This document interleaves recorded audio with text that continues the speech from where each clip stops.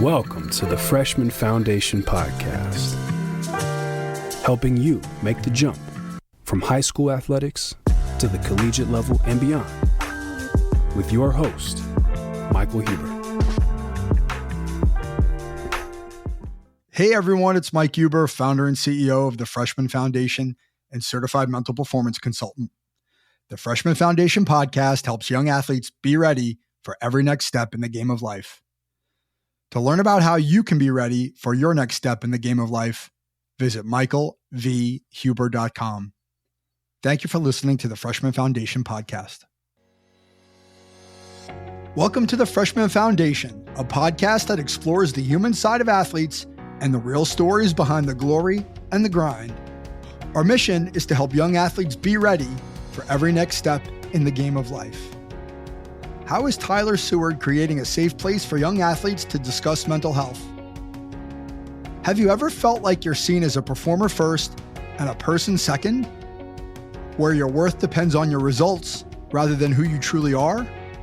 In episode 60, we talked to Tyler Seward, a former athlete turned entrepreneur who is on a mission to reshape the narrative. From the highs of victory to the lows of injury, from the pressures of performance to the challenges of balancing sport with life, we're going beyond the game to uncover the real experiences of athletes and the people who guide them. Stay tuned for a journey of enlightenment, introspection, and a lot of heart. Let's build your foundation with Tyler Seward. Hey, Tyler, how's it going? I'm great. Thank you for having me. How are you? I'm good. Thanks for joining me on the podcast. It's great to have you here. Founder of the Life Play LLC. Is that correct? Yes, sir. So tell me what was the inspiration or the genesis of founding the Life Play? So growing up an athlete, like many kids out there, I wanted to be professional. I wanted to play in the NBA. I played basketball ever since I was around 5 years old. And I played high level basketball. So I played in like the Nike circuits always since I was in middle school. And, like the goal was to get a Division I scholarship. And then as I kept playing basketball and got into high school and all that, it was looking a little slow for that scholarship. And like as the years went on in high school, I really started to become less confident in myself, not even as a basketball player or an athlete, but just in general. And that really translated to me acting out or just not being myself, Mm-hmm. And it came to a point where I had to actually sit down with a therapist and really figure out what's going on. And after I went through that whole process, I really understood that lots of athletes go through the same process and the same feelings, and always have to answer that question of who am I after they're finished their sport. So that's when I really came up with the Life Play with the help of my dad with the name. I just, especially growing up, I always liked to help people, and once I had to figure out who I was, I had to figure out what I was going to be studying in college, because regardless, I came from a nice family. I was still going to be able to go to college and have a nice career. So once I thought through all that, I'm like, I think a therapist would be nice, because like I said, I like to help people. So then that's when the Life Play came about, and I just want to help as many people first, and then athletes as well, in just the process of life. So at what point, or how old were you when you started to kind of have those feelings or started to sort of question the future? So I would say for me, it really came my junior year. So my sophomore year, when I was playing basketball, we actually went undefeated and won the state championship. So that year, I played pretty well. And I would say going into that summer, actually, when I wasn't playing on like the Nike circuit anymore, and teams weren't really calling my name or calling my number to have me on their team, that's when I really started to form these feelings of like inadequacy and feeling like I could be better. And then that led into my junior year season, where I only played about half of the season, and I was dealing with injuries and dealing with my coach, lots of different things. And during my junior year was definitely one of the hardest years of my life, and that's when I really started to transition into a different way of thinking. Okay. And so the different way of thinking, was that as a result of working with a therapist, or was that sort of just a shift in your thinking on your own? So I'll say the therapist definitely helped me work through that and form that those different thought patterns. Because before I went to therapy, I was just thinking like, without basketball, what am I going to do with my life? Things like that. And after I went to the therapist, he helped me really realize that, as I mentioned before, I come from a good family. We're financially stable, so that without basketball, I would be fine. And also what really helped me, the therapist talked about, is he told me to list like all the things that I'm good at. And I started going through it. Like, I'm creative, I'm smart, I'm a hard worker, all these things. And then I'm really thinking like, without basketball, I'm going to do perfectly fine. So then that's when I really transitioned my thinking into, as like, I'm more than an athlete. I'm a human being with lots of hobbies and lots of talent that will be shown throughout my next years of life. Yeah. I mean, it comes up so often in the work that I do with athletes, in that age group, the high school athlete, whose identities are so tied to their being an athlete that everything else just gets drowned out, right? So like that athlete piece is just so big, and all these other things that are important in our lives take a back seat. And when things don't go our way, it really magnifies like the way you feel about yourself, because now you're only judging yourself on your performance and not on anything else. Like, hey, I'm a hard worker. Hey, I'm a smart guy. I'm a good friend. I'm a good son, right? Those are all important things, but we just take them for granted or assume them away. And now everything's about me being an athlete. So It's not, what you described is not uncommon. And it's great that you were able to come to that conclusion, before it became a bigger problem. Right. So I'm curious. So like the going to therapy, was that your idea? Was it somebody else's idea? How did you feel about taking that leap? Because a lot of people will resist it. Yeah. So there was a time where I made some actions where my parents were like really questioning, like what is going on? Where did this come from? Mm-hmm. And then we just sat down and had a conversation. And in that conversation, that's where I really just broke down and told them everything, how I've been feeling for like a good amount of time. And then like through that process, they were like, yeah, I think you should go to therapy. And I was always someone, like, I was never against therapy, but what's crazy was I never thought I'd need therapy. Right. So when they mentioned that I might need therapy, I wasn't resilient against it. I was like, sure, let's see how it is. So, I was never against it, but like I said, I just never thought that I would need it, and I did need it, and it was one of the best things that ever happened to me, for sure. Yeah. Well, I mean, I think one of the things that we can do is to be open about that process, because I've spent many years in therapy myself. And I think, before I entered therapy, where I felt like I needed to, right? Like I was ready to, I would have said the same thing to myself. I don't need that, right? It's not something that I need. And like, there has to be something really wrong for me to go there. And unfortunately, that's the way it typically plays out, right? You get to a place where you don't know where to turn to get the help that you need, and it's the last resort. But the reality is that talking to somebody before you have to is really the best prevention of right? It's a different approach, right? There's a proactive way to talk to people and open up. And I think being able to let people know, and to your credit, at your age, let people know that you've done it and it's helped you, is a huge asset to young people who may resist the idea that they need to talk to somebody. Definitely. And I still go to therapy here and there, especially here at FIU. We have therapists that are right on campus that we can go to. So anytime I'm feeling like down or in a certain mood, like before, like you said, the proactive, before I even get to the point where I'm just spiraling down, I go and talk to somebody, and it's helpful every time. Yeah, I think you raise a really interesting point, and I'm curious to get your perspective on it and your experience.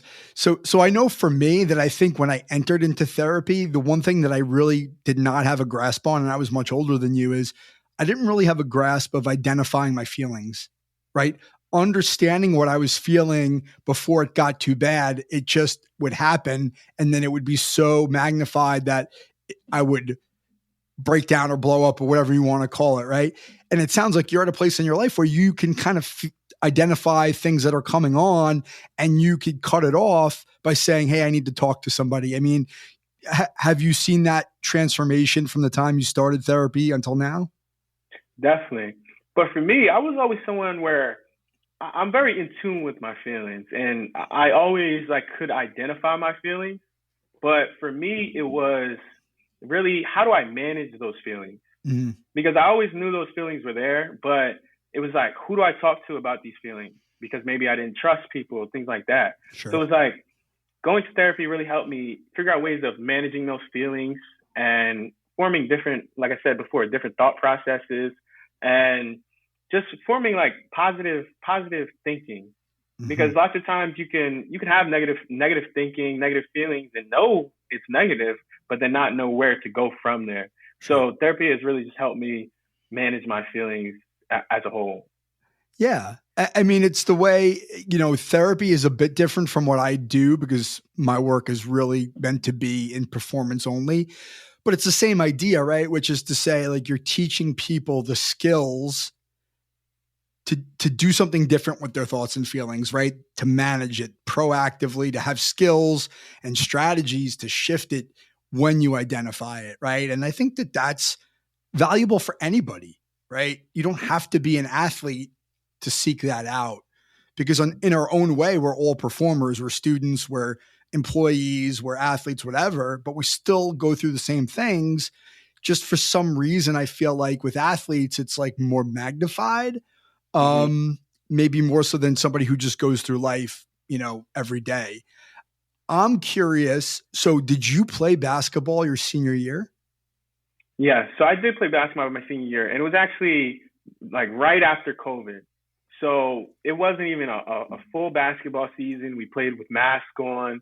And by that point, especially the way like colleges were recruiting and stuff like that, that whole year of recruiting was just all out of whack. So while I was playing basketball, I really just wanted to focus on having fun, because I would say the year before, I wasn't having fun playing basketball at all. So my main goal was just to have fun. I knew college basketball probably wasn't going to come to me. So it's like, let me enjoy my last year and really prepare my mind for what's coming next. So at that point, during your senior year, did you just sort of resolve yourself to the fact that you probably weren't going to play basketball in college so you could enjoy it? Or do you think if there would have been some sort of opportunity or an offer that came to you at that point, do you think you would have taken it or changed your mind? Oh, I would have taken it for sure. Okay. For sure, I would have taken it. Okay. And I was definitely still playing, like trying to impress college coaches, things like that. But I'll never forget when before the basketball season started, my dad said, what will happen or how will you feel if you don't get that scholarship? And then that's when it really started to go through my head. Then I'm just gonna go on with life. Sure. Yeah. Yeah. Yeah. But I think it's important, right? Because I think what you've just sort of illustrated is there was an acceptance on your part that it wasn't in your control completely. And that if it were to happen, great, right? I would have been happy.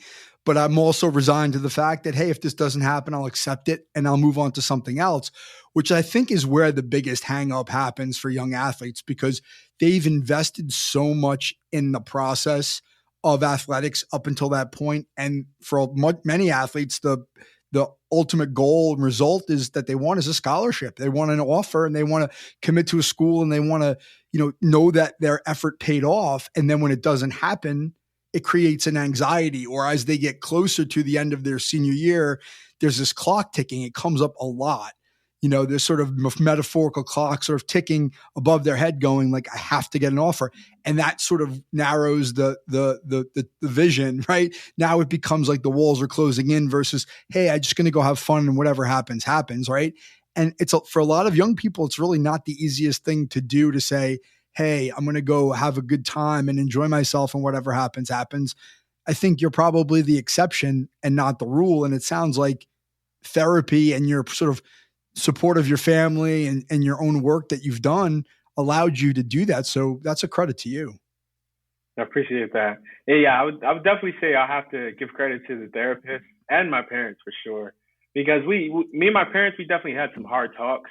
Sure. Where it's like this is what it is. Like, this is reality.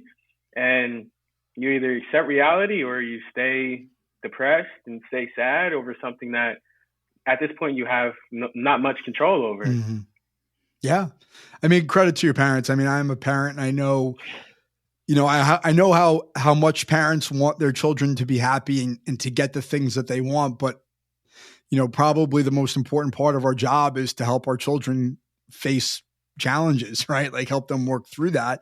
And listen, not every parent is equipped to do that in a constructive way. And it sounds like your parents were very supportive, but also very, direct about what they thought your options were. And I think that's a great thing because clearly you've moved past it into this next phase of your life where you've started a business around, mental health, for athletes. You've moving on to, bigger and better things and hoping to go on and get an advanced degree in psychology and sports psychology.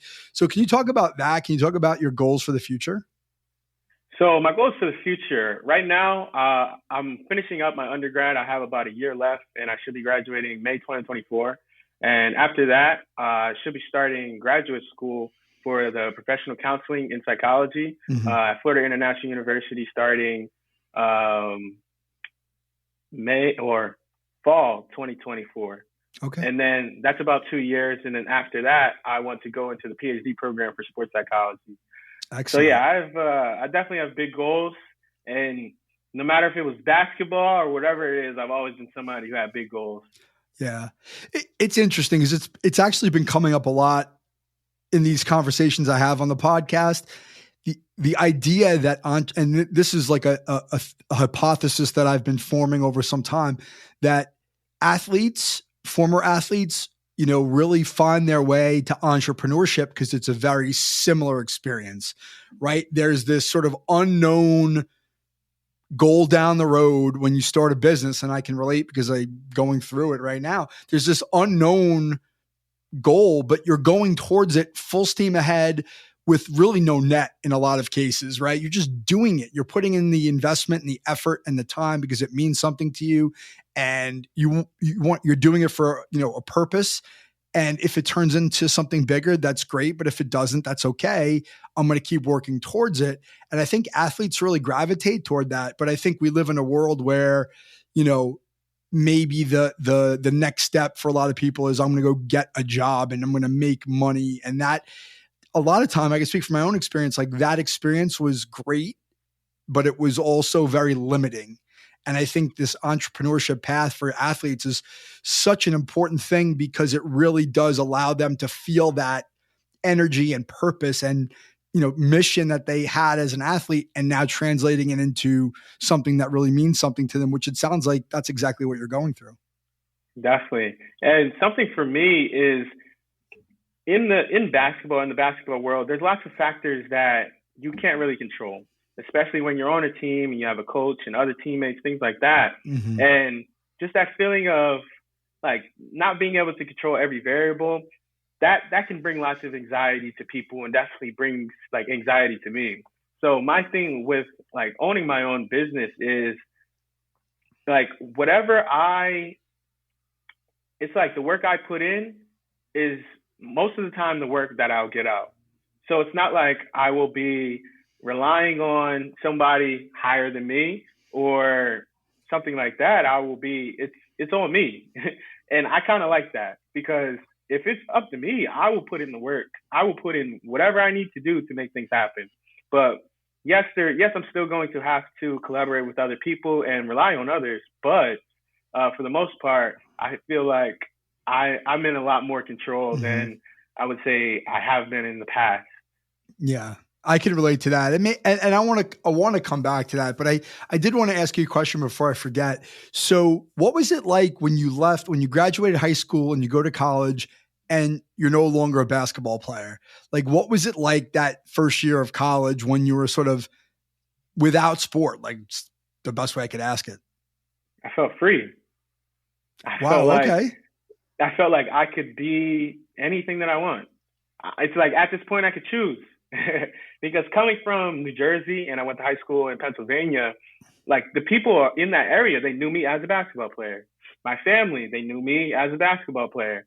But as I've moved down to Miami for college, people don't know me as a basketball player.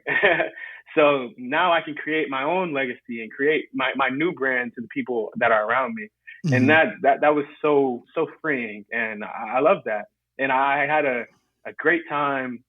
Yeah, I didn't even really have to adjust, to be honest, because I was always someone like I like to have fun. I'm a big personality outside of my sport in general, so it wasn't really hard for me. It was kind of nice. Yeah. You still play any ball? I definitely still play basketball. I actually played about 4 games at the rec gym yesterday. Was sore and everything after, but I still love it. That's great. Yeah, I think that's important. And I think that's something that gets overlooked, which is to say, there's a bigger purpose a lot of times with sport that we don't really think about, but like that ability to stay active and healthy and competitive as you get older is really an important part of mental health. I can speak from my own experience, right? To continue to have that part of your life, but it's not life and death. It's, I'm going to go play. I'm going to go run for 2 hours. I'm going to feel good. I'm going to have that competitive spirit. I'm going to have teamwork. I'm going to have, all those things, but then I can walk away and go do something else versus having it be, okay, I have to get up again tomorrow and do it all over again and have it be a chore or a job. Exactly. And that's what basketball, especially as you're playing your whole life, it's like a chore, like a job. And like I said, it's freeing to be able to go to the gym, play with some friends, and then go home and maybe watch the NBA game, just relax and not have to worry about waking up the next morning and doing the same thing over and over.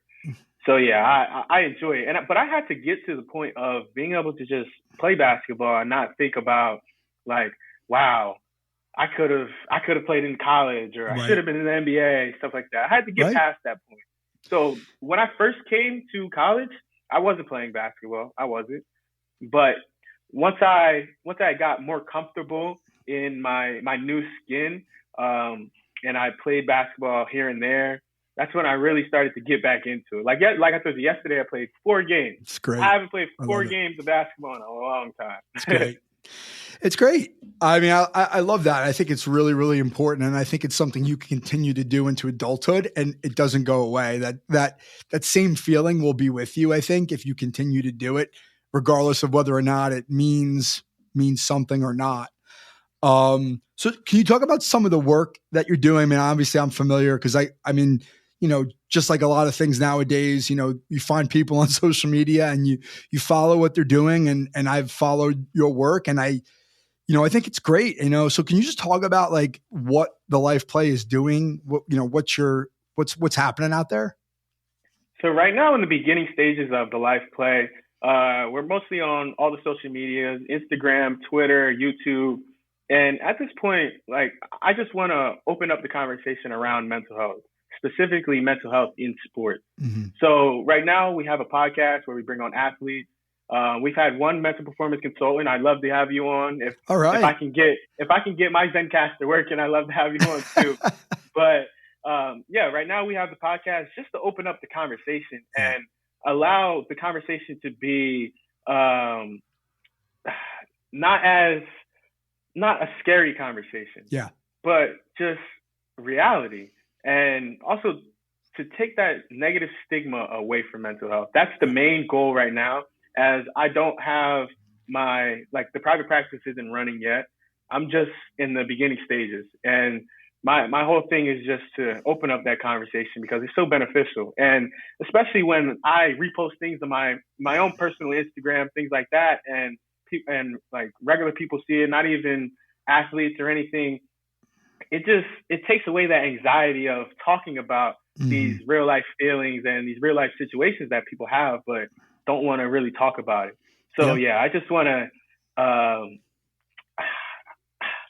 there's a saying, you can shove things down people's throats. And it's like, the more people see things, the less it negatively, the less they have a negative picture of it. Yeah, absolutely. Yeah. So it's like saying you're shoving it down their throat. That might sound pretty bad, but like that's pretty much what you're doing. It's like the more people see things, the more they get used to it. So that's all I'm doing.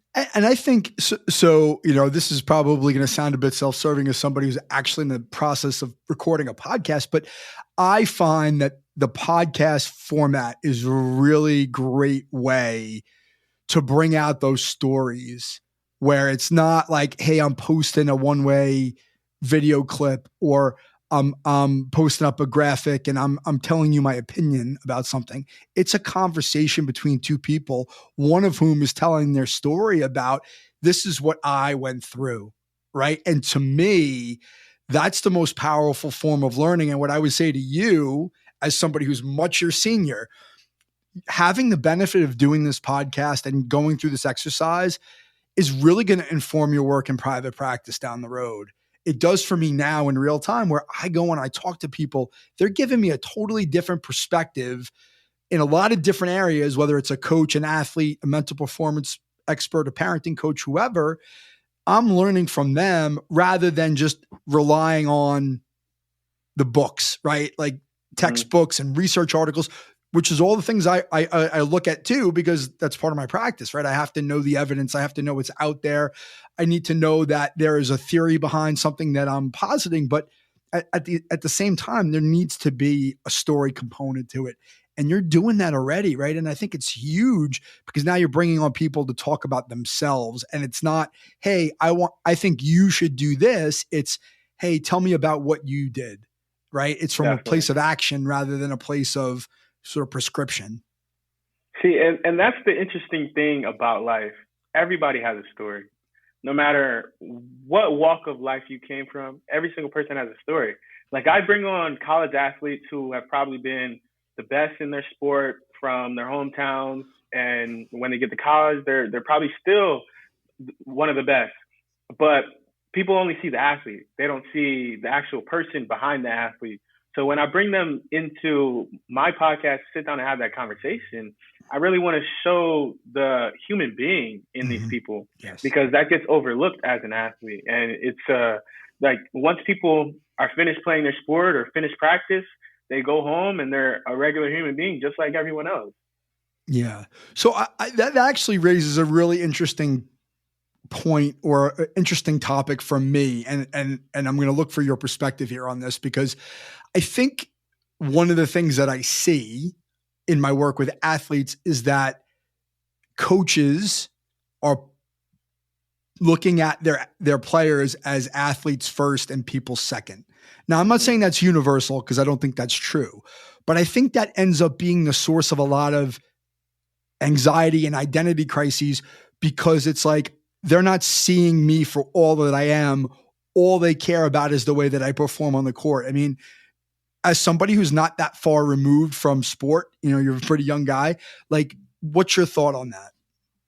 Well, me personally, like, that was my experience in high school.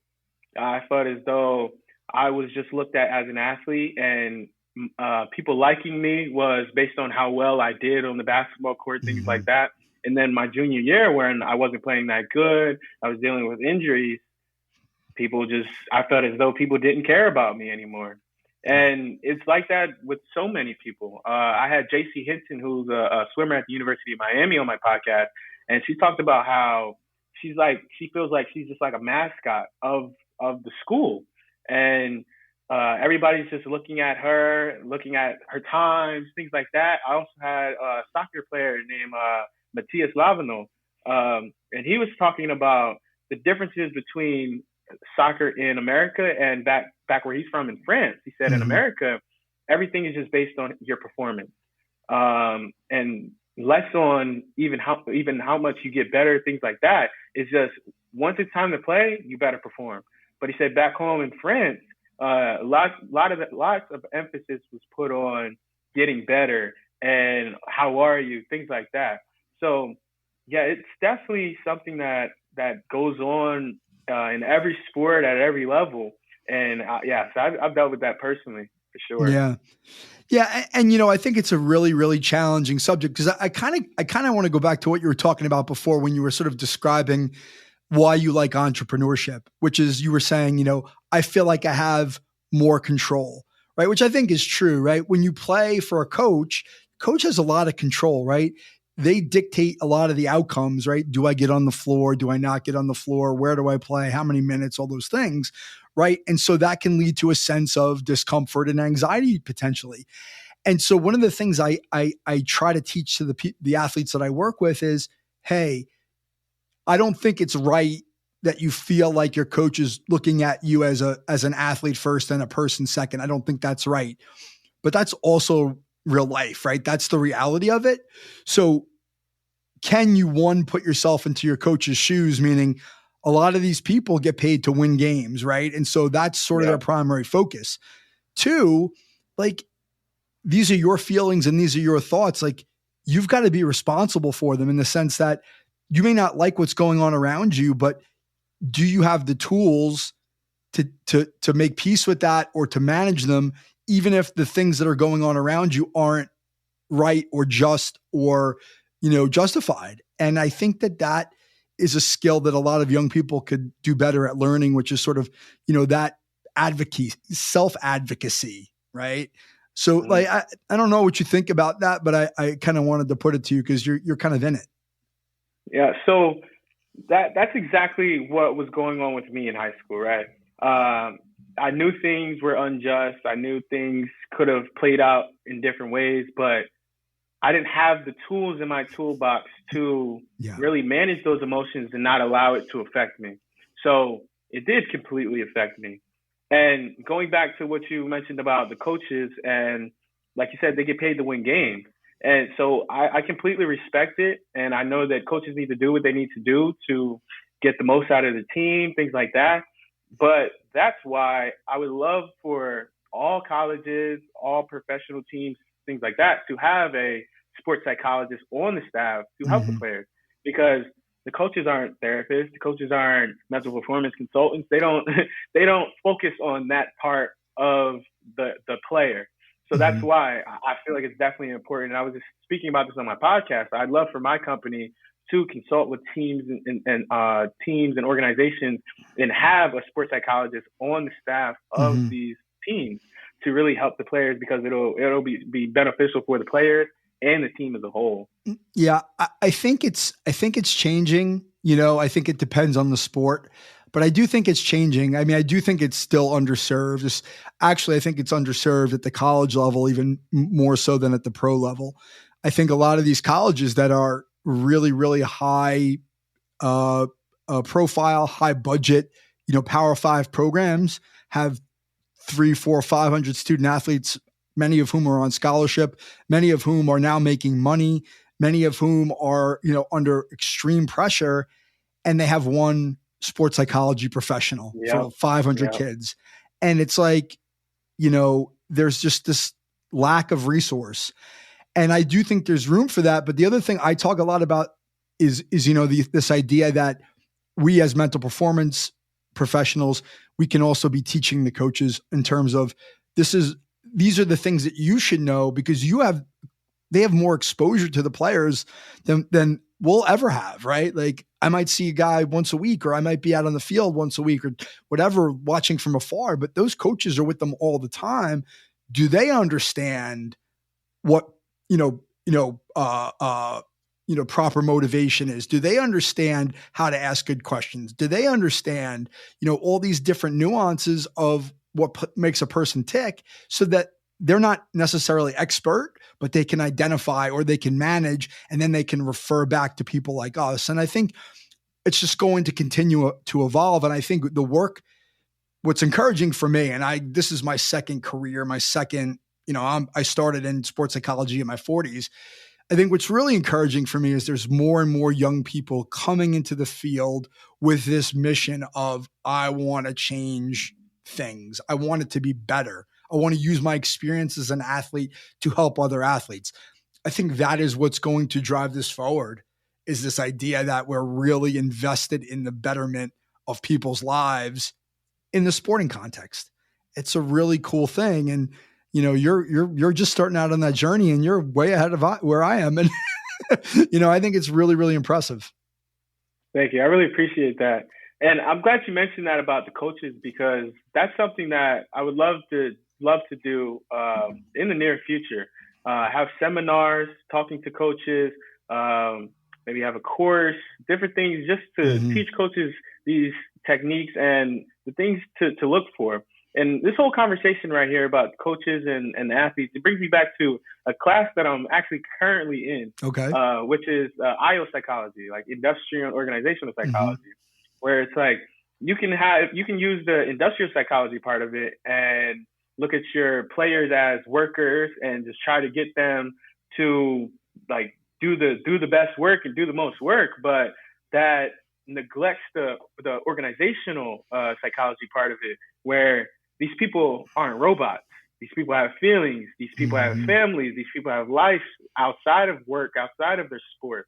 So you need to incorporate both sides of that. You can't just neglect the human being and just expect people to be motivated to do more work or to be better.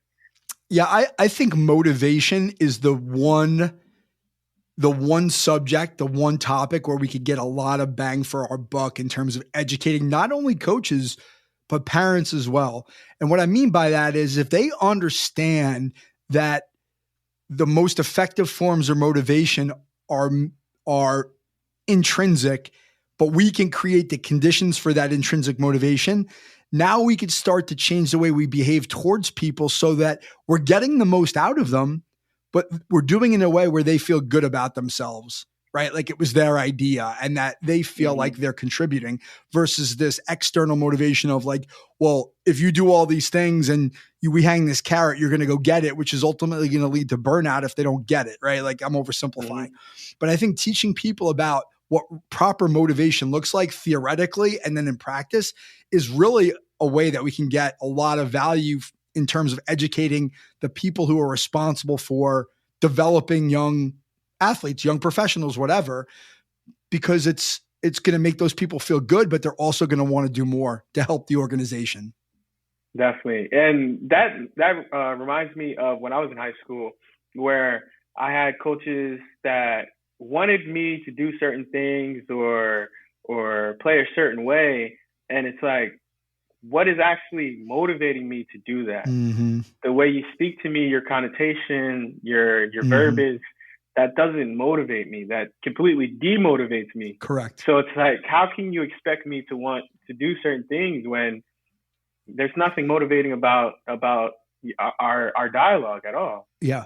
And I think that, and that's a great example. And that's exactly my point, which is to say, what ends up happening, I think a lot, is coaches coach the way they were coached, right? And they say, well, if this worked on me, it's going to work on Tyler or Mike. And that's not true. And we have information now to impart to them, to educate them, to say, no, if you do it a different way, you're going to get more out of that person. I think what makes them uncomfortable is it takes back some of the control, because now when you create the conditions for intrinsic motivation, you've got to sort of step back and let that person figure it out, which means you might not get the result that you want as quickly as possible. So it's easier for me to just go in there and try to fix something or yell at them or whatever to get what I want quicker, but you're creating more problems for the long term. And I think a lot of coaches struggle with that investment in the person. If I invest in the person, yeah, maybe I don't get the results I want right away, but by the end of a season, I'm going to get everything that I want because now they trust me. And they've let me figure it out, and we have a relationship. And like, it's so complex, and it's a subject that I love talking about, but I don't want to go down the rabbit hole too much because we only have a few more minutes. But like, I just think it's so important. And it's interesting to see it from different perspectives. Generationally, you and I are very different ages. You're doing something, you're in school, I'm practicing, but at the same time, it's like, we're on the same page here, understanding like this is the way forward. And I think it's great that athletes have access to this information, meaning like listening to podcasts like yours, listening to podcasts like mine. I think it's important also to give more access to the people who are making those choices, or the adults in the room, if you want to call it that.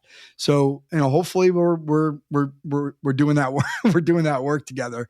I think we are, for sure. Go ahead. And that's the great thing about social media.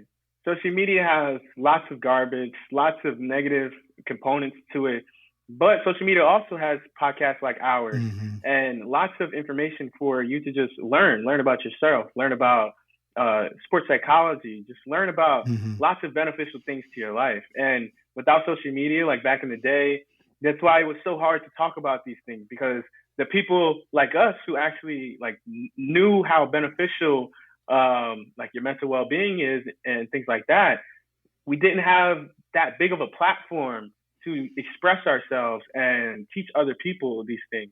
So yeah, that's why I love social media, especially YouTube, and it just keeps getting bigger and better.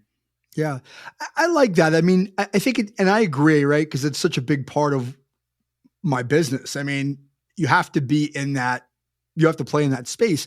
But I think you make a really good point. And I think social media gets a bad rap from a lot of people because I think they just think it to be a cesspool where people are just throwing stuff out there. But if you are really, really intentional about wanting to learn and to be informed, you can find really good information and good resources out there, but you have to be intentional about it. And I think for us as content creators, as much as professionals, I think if we continue to put out good content, it may not be found overnight, but eventually someone will get to it and say, hey, this is really, really valuable. And I think if you're mission driven, which I know you are, then that's really all you can ask for, is people who are interested in what you're doing and find it valuable and really want to know more and be a part of it, which is something that it seems like you're creating. So I give you all the credit in the world for that. Thank you. I really appreciate that every time. I appreciate hearing that, because hearing you say that and just people supporting like my movement, your movement in general, it motivates me to keep going. It motivates me to go even harder. And going back to what you just said about, I forgot the point that I was just about to make. Anyway. Happens to me all the time, Tyler. Yeah, it's all right. Well, I always say if it was that important, it would come back to me. So hopefully we get it. So I guess I want to ask you, I'm curious because you were talking about a couple of the guests and giving examples of a couple of the guests. Is it mainly student athletes who are on the podcast at this point? Yeah. So mainly student athletes from FIU, Florida International University, where I go, and then also University of Miami. But I would love to get professionals on the podcast as soon as possible. But yeah, starting with the college athletes, I feel like is a great base, because it's kind of in the middle. It's not high school, but then it's not professionals. And these people are still getting paid for sure with these NIL deals and things like that, and are under immense amounts of pressure like they are professional athletes. Yes. So speaking with them as they're my peers with the same age, it's just a perfect dialogue, and just a perfect way to start the conversation of mental health in sports. And these people that I have on the podcast, I even see them outside of the podcast. So it's like I'll see them out at an event, or out at different places. So that's why the college athletes, it's the perfect start for me. Yeah. And if I could give you a piece of advice, I would just say, trust your instincts and be consistent, and it'll continue to grow and it'll build, and you'll get everything you want out of it, whether it's, a business, a profitable business, or just the ability to build relationships and help people. And it could be both. It could be all those things. And that's the beauty of entrepreneurship. So I guess as we wrap up, since you're so focused on the student athlete, the last question I always ask is, if you could give one piece of advice to any student athlete who's listening, what would be the one thing that you would share with them right now? I would say, don't forget what makes you happy outside of your sport. Because so many of us athletes, we get so wrapped up in our sport, we forget all the little things in our life that we enjoy. The things that we did when we were younger that made us happy. Small things like drawing. I had someone named Caleb on my podcast who loved singing growing up. He sung in the church. He even sung the national anthem at March Madness because the University of Miami was just in the Final Four. He sung the national anthem there. So even though he's a track athlete, he still remembers his passion for singing. And that's something that I would just tell all athletes to not forget. That's great. That's a perfect way to end. Tyler, thank you so much for joining me on the podcast. It was great to finally get to speak with you and hear more about your journey. And I'll definitely be following along with you. And I wish you all the best going forward. Thank you for having me. I appreciate this conversation, and I hope you're the best as well. Thank you. So, what was your biggest takeaway from my conversation with Tyler Seward? My biggest takeaway is that the identity of an individual extends far beyond their athletic prowess. Athletes are multifaceted beings, capable of much more than just their sports-related accomplishments. The pressure to perform and the eventual inevitability of retirement can bring about an emotional turmoil that is often hard to navigate. The antidote, it appears, is to seek fulfillment in diverse pursuits beyond the athletic field. I urge budding athletes to reflect on their passions outside the sporting arena and dedicate time and energy towards nurturing those interests. Having such external interests not only enriches your life presently, but also cultivates the groundwork for meaning and contentment in your life beyond sports. I want to thank Tyler for his kind generosity and the wisdom he shared with the Freshman Foundation community. You can learn more about the Life Play by visiting their Instagram page and their YouTube channel. To learn how you can be ready for your next step in the game of life, visit michaelvhuber.com. Thank you for listening. We'll see you back soon for episode 61.